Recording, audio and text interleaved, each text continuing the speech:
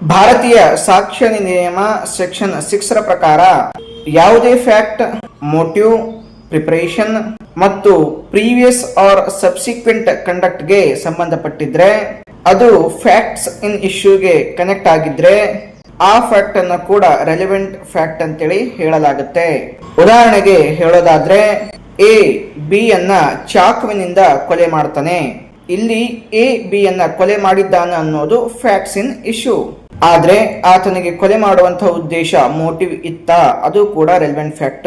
ಕೊಲೆ ಮಾಡೋದಕ್ಕೆ ಆತ ಏನಾದ್ರೂ ಪ್ರಿಪರೇಷನ್ ಮಾಡಿದ್ನ, ಉದಾಹರಣೆಗೆ ಚಾಕುವನ್ನ ಏನಾದ್ರೂ ಖರೀದಿ ಮಾಡಿದ್ನ, ಅದು ರೆಲಿವೆಂಟ್ ಫ್ಯಾಕ್ಟ್ ಆಗುತ್ತೆ.